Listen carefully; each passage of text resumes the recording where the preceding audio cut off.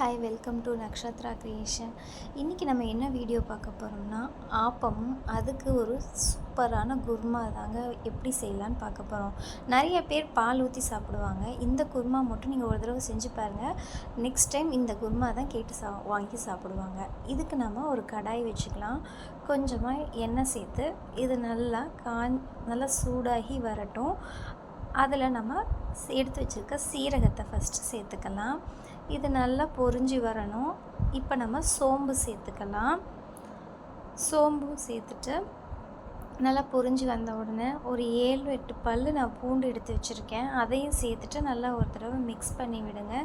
கொஞ்சம் சிம்லேயே வச்சு தான் இதை செய்யணும். அது கூட நல்லா பூண்டு வெந்த உடனே நம்ம அதுலேயே பார்த்திங்கன்னா தக்காளியும் சேர்த்து நல்லா ஒரு வாட்டி மிக்ஸ் பண்ணிக்கலாம். அதில் நான் 4 முந்திரி பருப்பு எடுத்திருக்கேன். அதையும் சேர்த்துட்டு நல்லா ஒரு தடவை மிக்ஸ் பண்ணி விட்டுட்டு தக்காளி இதெல்லாம் நல்லா வெந்து வரதுக்காக கொஞ்சமாக சால்ட் சேர்த்துக்குங்க. சேர்த்துட்டு ஒரு தடவை நல்லா மிக்ஸ் பண்ணிக்கலாம். நல்லா மிக்ஸ் பண்ணி இது தக்காளியில் நல்லா வெந்ததுக்கப்புறமா நான் தேங்காய் துருவி வச்சுருந்தேன். அதையும் சேர்த்துட்டு நல்லா ஒரு தடவை மிக்ஸ் பண்ணிக்கலாம். இதை மிக்ஸ் பண்ணிவிட்டு இந்த காரத்துக்கு நம்ம ஒரு 5 மிளகாய் எடுத்திருக்கேன். உங்கள் காரத்துக்கு எந்த அளவுக்கு தேவையோ அதை நீங்கள் எடுத்துக்கோங்க. இதையும் சேர்த்து நல்லா ஒரு தடவை மிக்ஸ் பண்ணிவிட்டு ஸ்டவ் ஆஃப் பண்ணி வச்சிடலாம். இது நல்லா ஆறுனதுக்கப்புறமா ஒரு மிக்ஸி ஜாரில் மாற்றிக்கிட்டு இதை நம்ம நல்லா ஒரு ஃபைன் பேஸ்ட்டாக அரைச்சி எடுத்துக்கலாம். இப்போ நம்ம குருமாவை வைக்கிறதுக்கு ஃபஸ்ட்டு நான் ஒரு குக்கர் பேன் வச்சுக்கிட்டேன். அதில் ஒரு கொஞ்சமாக மிளகு சேர்த்துக்கோங்க. நல்லா எண்ணெய் கொஞ்சமாக ஊற்றி எண்ணெய் காஞ்சதுக்கப்புறமா மிளகு போட்டுக்கலாம்.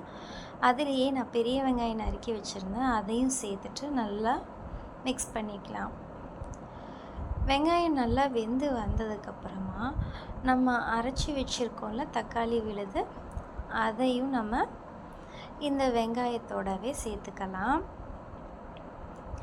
நல்லா இந்த விழுதை சேர்த்துட்டு இதில் எவ்வளோ தண்ணி தேவையோ அதையும் நல்லா சேர்த்து ஓரளவுக்கு உங்களுக்கு நிறைய திக்காக இல்லாமல் கொஞ்சம் நல்லா மிக்ஸ் பண்ணுற அளவுக்கு தண்ணி ஊற்றி நல்லா மிக்ஸ் பண்ணிக்கோங்க.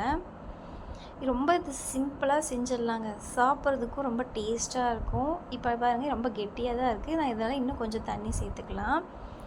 சேர்த்துட்டு கொஞ்சமாக மஞ்சத்தூள் சேர்த்துக்கோங்க.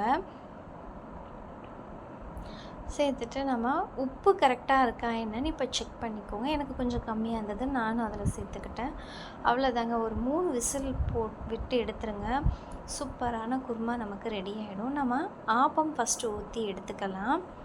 நல்லா ஆப்பக்கல் சட்டி காஞ்ச உடனே நல்லா ஆப்பம் மாவு ஊற்றி நம்ம எப்போவும் ஆப்பம் சுடுற மாதிரி கொஞ்சமாக எண்ணெய் விட்டு ஒரு மூடி போட்டு ஒரு 5 நிமிஷம் மீடியம் ஃப்ளேம்லேயே வச்சு எடுத்துக்கோங்க. அவ்வளோதாங்க, நமக்கு சூப்பராக ஒரு ஆப்பம் ரெடி ஆகிடும். பாருங்கள் எந்த அளவுக்கு நல்லா கிறிஸ்பியாக இருக்குன்னு. இது கூட நம்ம இந்த குருமா வச்சு சாப்பிடும் போது உண்மையிலே ரொம்ப டேஸ்ட்டாக இருக்குங்க. நீங்கள் உங்கள் வீட்டில் ஒரு தடவை செஞ்சு பாருங்கள்.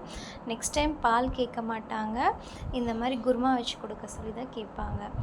இந்த வீடியோ உங்களுக்கு பிடிச்சிருந்துச்சு அப்படின்னா லைக் பண்ணுங்கள், ஷேர் பண்ணுங்கள், கமெண்ட் பண்ணுங்கள், சப்ஸ்கிரைப் பண்ண மறந்துடாதீங்க. தேங்க்யூ ஃபார் வாட்சிங்.